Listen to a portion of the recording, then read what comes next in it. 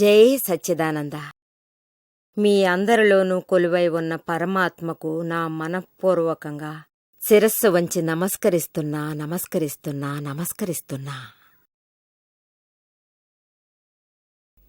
ఈరోజు మీతో మరణం గురించి, మరణంలోని రహస్యాల గురించి ఇంకా కొన్ని విషయాలు నేను మాట్లాడబోతున్నాను.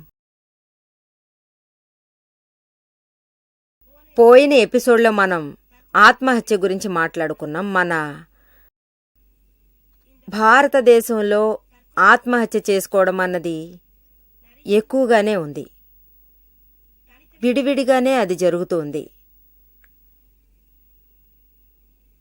పరాయి దేశాల్లో ఆత్మహత్య చేసుకోవడం లాంటివి ఎన్నో జరుగుతున్నా ఈ మనసు కుదిరలేని వాళ్ళు చేసుకోవడమే ఎక్కువగా కనిపిస్తుంది. మన దేశంలో ఈ మనసు కుదిరలేని వాళ్ళు చాలా తక్కువగానే కనిపిస్తారు.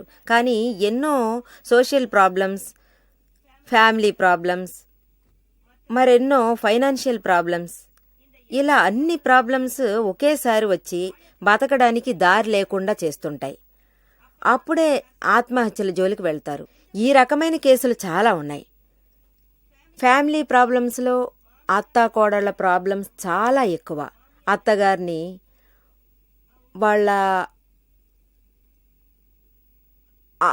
అమ్మలా చూసుకోవడానికి కోడలు మనసు ఒప్పుకోదు. అత్తగారు కోడల్ని కూతుర్లా చూసుకోవడానికి మనసు అంగీకరించదు. అత్తగారు మనసులో ఏమనుకుంటుంది, కోడలు గనక వస్తే నన్ను మా అత్తగారు ఏ రకంగా ట్రీట్ చేశారో అదేలా నేను తనని చూసుకుంటాను అనుకుంటుంది. ఈ రకంగానే ఆవిడ చెప్పుకుంటుంది.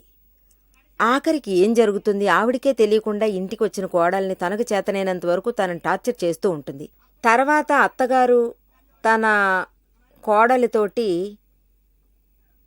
ఇలా చూడు, మా అత్తగారు నన్ను ఎలా ఇబ్బంది పెట్టారో, నన్ను ఎలా బాధ పెట్టారో ఆ రకంగా నేను నిన్నేమీ చేయలేదే, నేను నిన్ను బాగానే చూసుకుంటున్నాను కదా, ఎంతో ప్రేమగానే పలకరిస్తున్నాను, కానీ నువ్వే నన్ను అర్థం చేసుకోవడం లేదు, నన్ను సరిగ్గా చూసుకోవడం లేదు.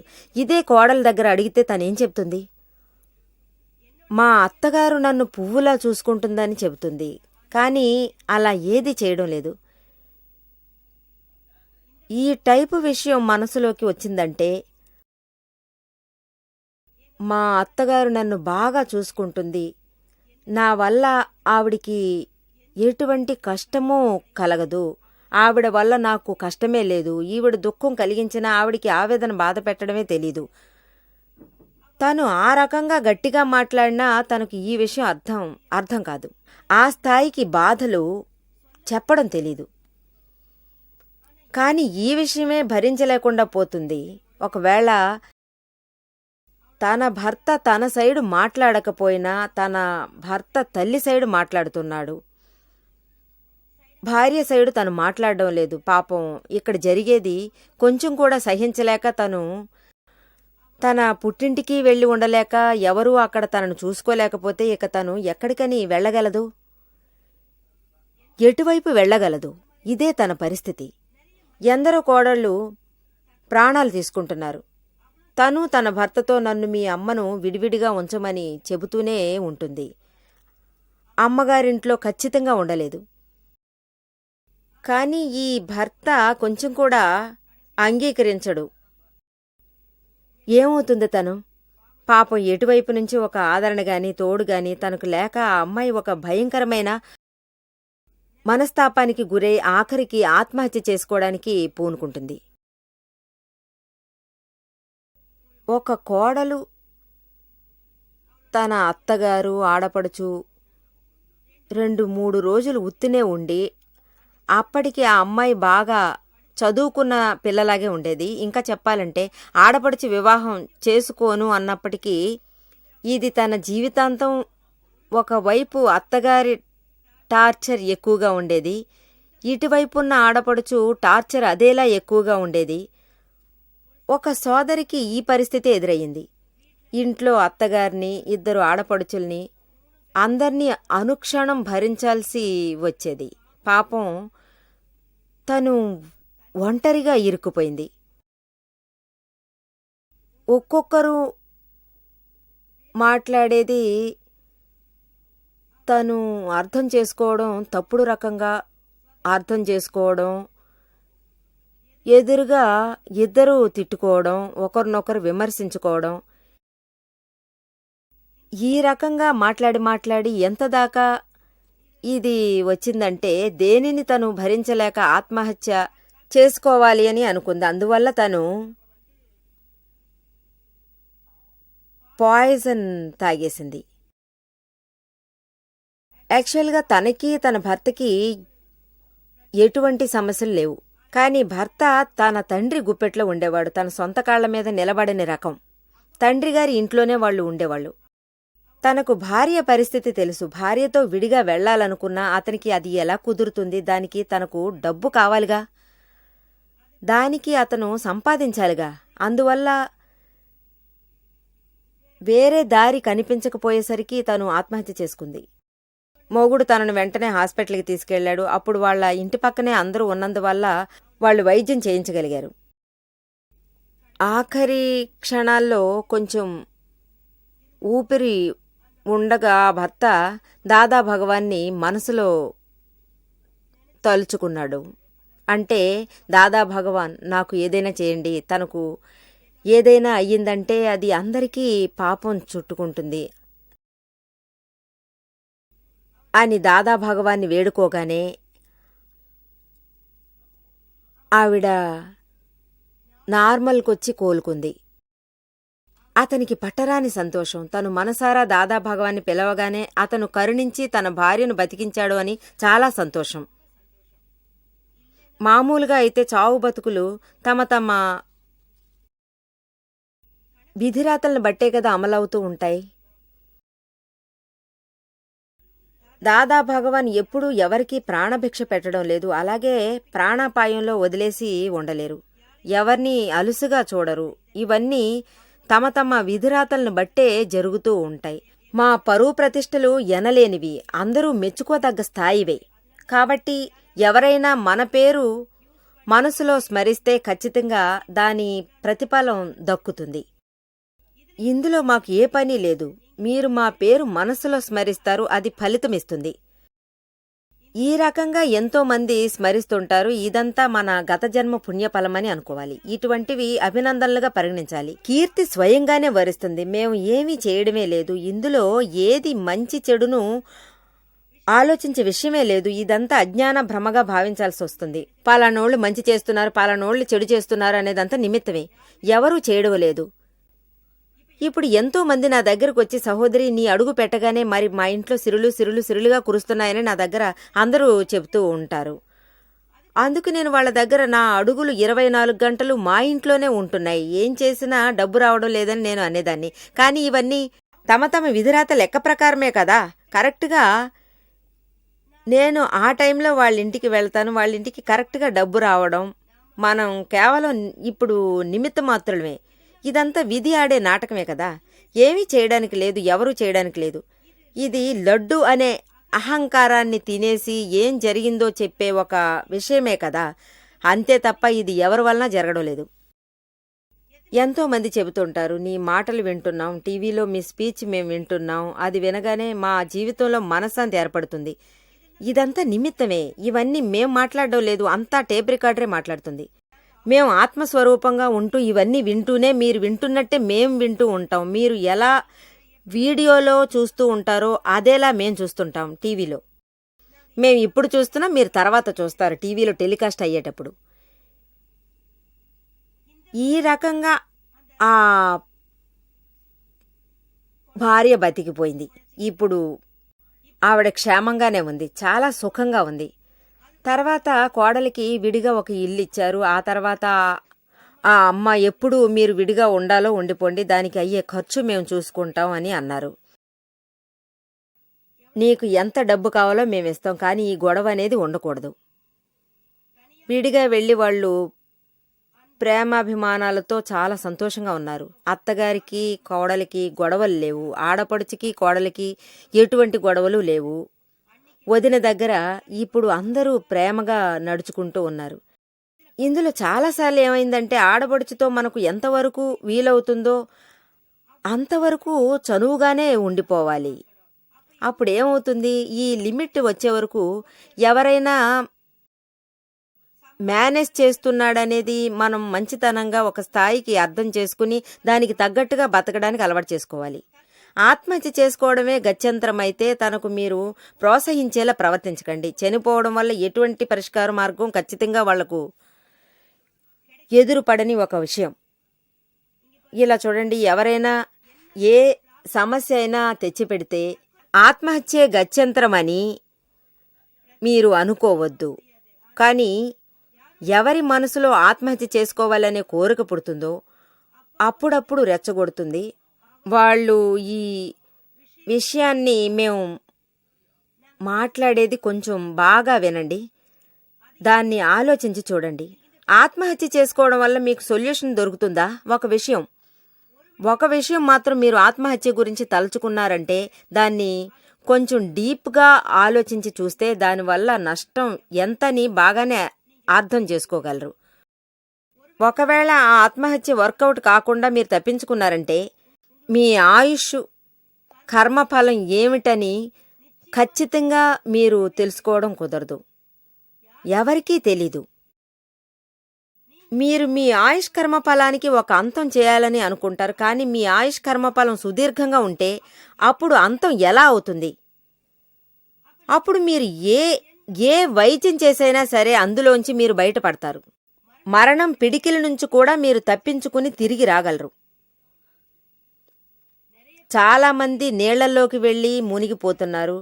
ఆ తర్వాత కాపాడు కాపాడు కాపాడమని అరుస్తుంటారు. ఇది ముందే ఆలోచించవచ్చు కదా. మరణం అనేది ఏంటి? చనిపోయే వరకు, నీళ్లల్లో పడే వరకు దీని గురించి ఆలోచించరు. ఆ తర్వాతే వాళ్ళు గ్రహించి కాపాడండి కాపాడండి అని వాళ్ళు అరుస్తారు.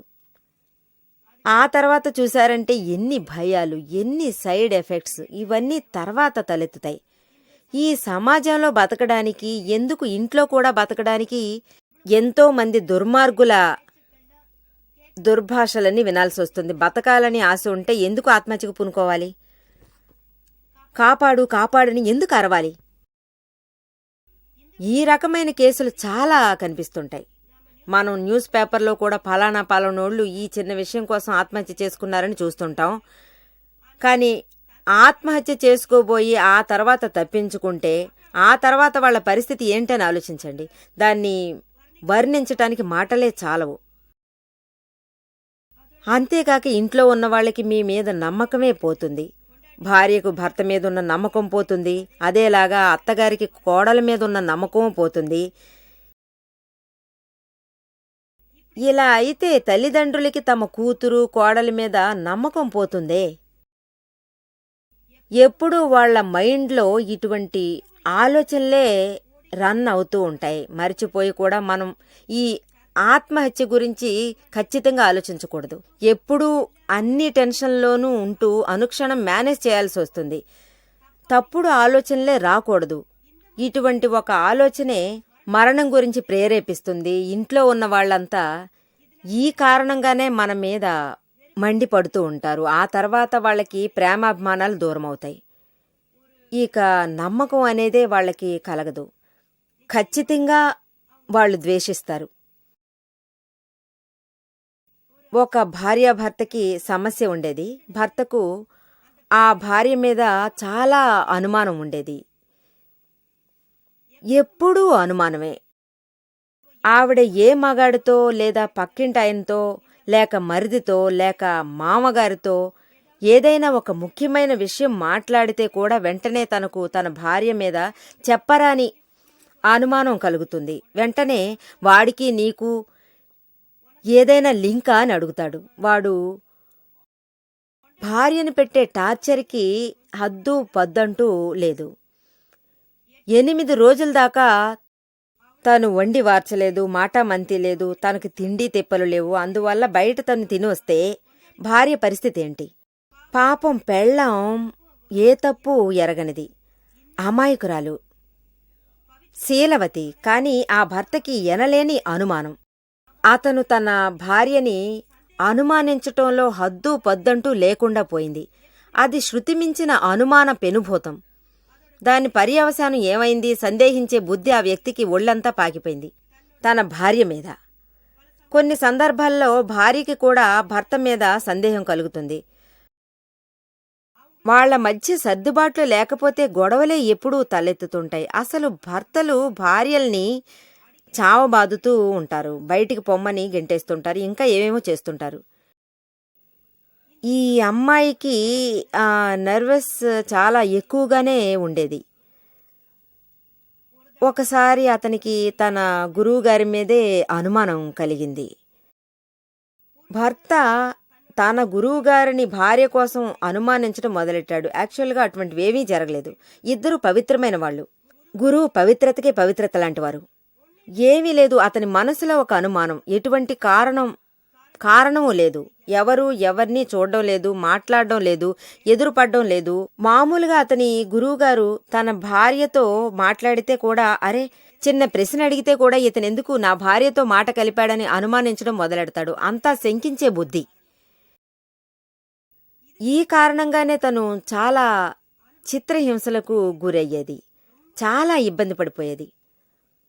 కానీ పాపం ఆవిడ అంతా ఓర్పుతో సహనం పాటించేది.